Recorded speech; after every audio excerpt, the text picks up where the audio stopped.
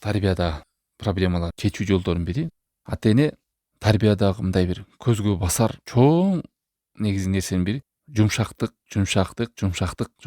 деген нерсени ата энеден балдар сезе билиш керек. Менин ата энем мага жакшылык гана каалайт, мага жумшактык менен мамиле кылат, негизинен мага ырайым менен мамиле кылат, менин оңолушумду гана каалайт деген сезим балдарда аябай жакшы орнош керек.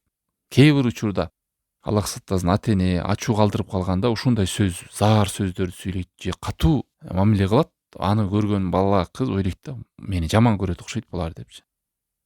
Ушунчалык мен буларга жакпайт окшойм деген сезимге чейин барып шайтан иштейт, Аллах сактасын.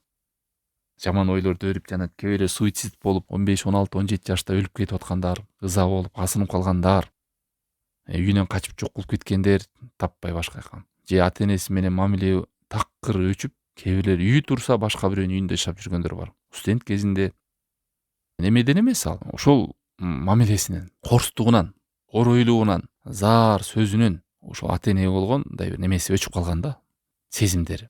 Эмнеге? Себеби анын тарбиядагы негизги инструменти корстук, оройлук болгон, кагып силкүү болгон.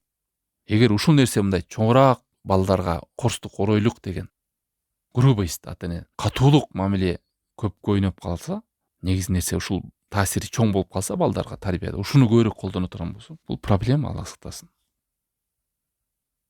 Имран сүрөсүнүн 159-аятында Аллах Таала пайгамбарга карап айтып атат. Ушул аятты айым эстеп жүрөйлү. Субханалла, кээде окуган сайын мен таң калам. Ушул пайгамбарга айтып атат. Пайгамбар оройлук кылса деле, ушса деле жарашмак.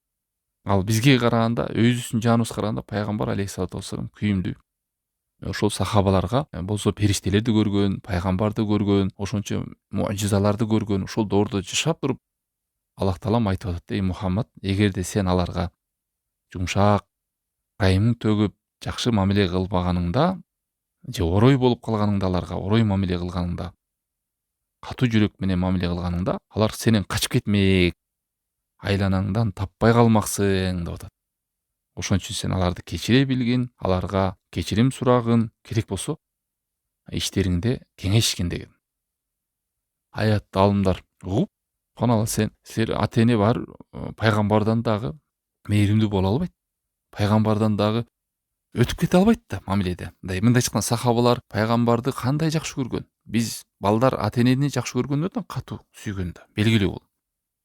Но ошондой болуп, бир аз катуураак кылса, алар качып кете турган болсо, ал эми биз ата эне болуп балдарыбызга катуу кыла берсек, мен белимен чыккан бала, курсагыман чыккан бала бул каяка бармак эле дебеш керек. Ата эне качып кетет. Качып кеткен ошол баягы денеси менен кетип калбайт, жүрөгү менен кетип калат.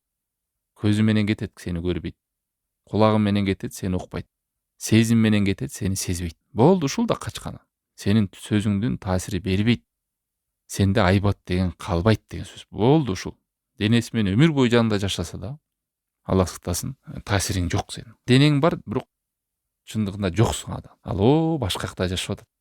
Ошон үчүн ата эне эгерде оңолсун балдарым, жакшылыкта болсун десе, жумшактыкты туу тутуш керек ата эне.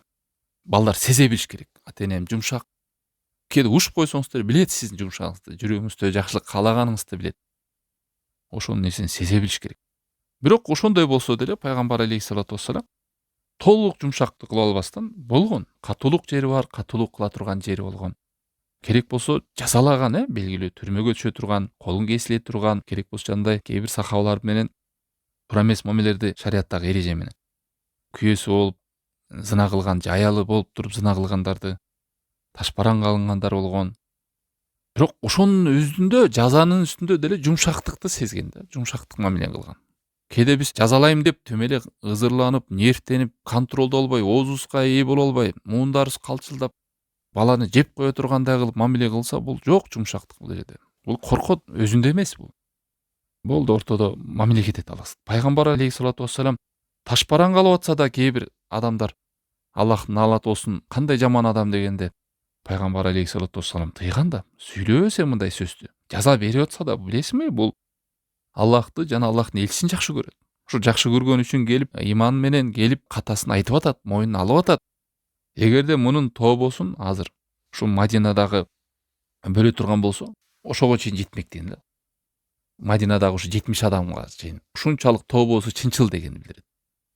Ушунчалык көкүрөгү кенен Кудайга өзүм мойнуна алып келди деп.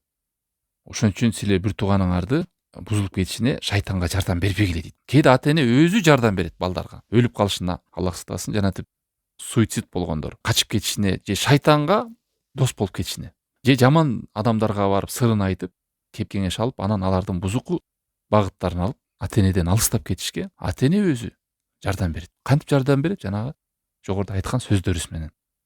Айттык го, катуулук, оройлук, корстук, заар сөз ата эненин негизги тарбиядагы үстөмдүк кылган көзгө басар инструменти оройлук болуп калгандыгында. Будан жакшы сөз укпайбы, эмне дейт? Керек болсо ката кылып туура эмес жүрсө да айта албайт ата энесине. Сен ишенич жок бол. Эмне жакшы сөз укмак менен будан. Малсың, өкмөйсүң, жиндисиң, ушуга мээң жетпедиби? Бол, белгилүү сөздөр баарын жаттап алган. Билет, ушул эле сөз чыгат деп, эмне кылам айтканда. Деп кээде оорусун деле, кайгысын деле, бир жашоодо чече албаган проблемасын деле айта албай жүрө берет. Ошого жанагы нерселердин себеп болот. Ошон үчүн жумшактык боюнча көп аяттар, хадистер, асарлар. Тауба сүрөсүнүн 128-эле. Бул пайгамбар силерден чыкты, элчи. Силерге оор болгондой эле буга деле оор болгону силерге ырайымдуу, мээримдүү, силердин жакшы жолго түшүшүңөргө аябай умтулат бул адам деп пайгамбар алейхиссалату вассаламды Алла таала мактап бизге баяндап атат. Булар силер тек гана жакшы жолго түшүшүңөргө умтулуп атат. Силерге ырайым, мээрим төгүп атат. Үстөмдүк кылайын деген жери жок силерге. Ата эне да ушуну түшүндүрүш керек балдаргачы. Тек гана баягы башкарып берет, наказать ете берет, кагып силикке берет деп андай нерсе болуп калбаш керек. Анан ушундай сөздөр бар. Өлтүрүп салам, өпкөңдү узам, каныңды ичем. Мен деген ушундай сени, анан энелер болсо өлүп кал, жерге кир. Мен сени өч алам. Ушунда отуруп балдардын сезими өлөт. Жумшактык жоголот, кор сөздөр ушинтип барып отуруп кетет.